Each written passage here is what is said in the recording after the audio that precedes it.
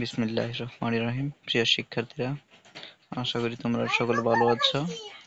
নবম শ্রেণীর ইংরেজি বিষয় নিয়ে তোমাদের আবারও নতুন একটি ভিডিও নিয়ে শুরু করলাম।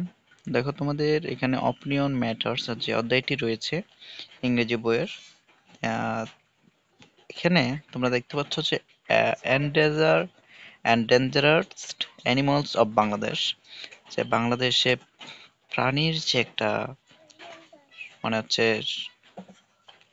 ডেঞ্জারাস মানে ক্ষতিকর যে দিকগুলো হচ্ছে সেগুলোর মধ্যে তোমরা এখানে দেখতে পাচ্ছ যে এখানে যে লেখাগুলো লেখা আছে একটু ভালো করে লক্ষ্য করো।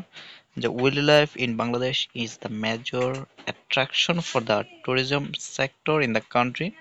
This has led to many government initiatives aimed at protecting these populations from further decline.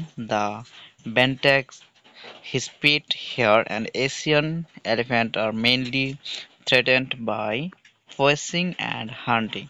If their populations are not monitored and guarded, they may soon become extinct. তারপর হচ্ছে এশিয়ান যে এলিফ্যান্ট গুলো রয়েছে এশিয়া মহাদেশে, সে হাতিগুলোর বিভিন্ন বিস্তারিত আমরা জানবো। যেমন এখানে আছে the trunk of the Asian elephant is believed to contain up to 60,000 muscles. It is used by the elephant for dusting, breathing, feeding, washing, and grasping. Among other functions, the elephant has a smooth skin, is gray in color, and has an average weight of 2.7 tons for females and 4 tons for males. Asian elephants are mainly found in Chattogram Hills of Bangladesh, an area less uh, accessible to humans. As a result, human-elephant conflicts are few in this region. The primary threats to the Asian elephant's existence is habitat loss due to the increasing human population. Additionally, elephants face poaching threats as they are hunted for ivory food and leather. এরপরে দেখো, তোমরা এখানে দেখতে পাচ্ছ যে এখানে যেটি বলা হয়েছে যে you can list your response in the following grid. এখানে গ্রিড পেপারে যে প্রশ্নগুলো দেওয়া হয়েছে সেগুলো তোমাদের উত্তর দিতে হবে। যেমন এখানে ফ্যাক্ট ফ্যাক্ট মানে হচ্ছে কারণ, যে কারণগুলো রয়েছে যে ইট ওয়াজ 25th September 1974 Bangabandhu gave his historic speech in the 29th session of the United Nations General Assembly. Just after a week, Bangladesh became a member of the UN.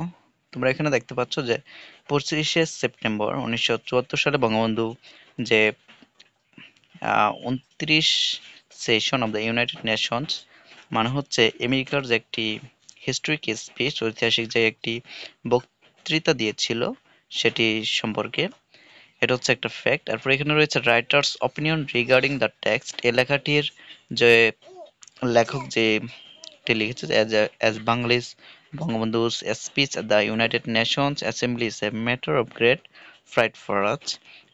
এরপর এখানে দেখতে পাচ্ছ যে how writers opinion influenced me to develop my opinion about the text, যেটি কিভাবে লেখক এটি তৈরি করলো।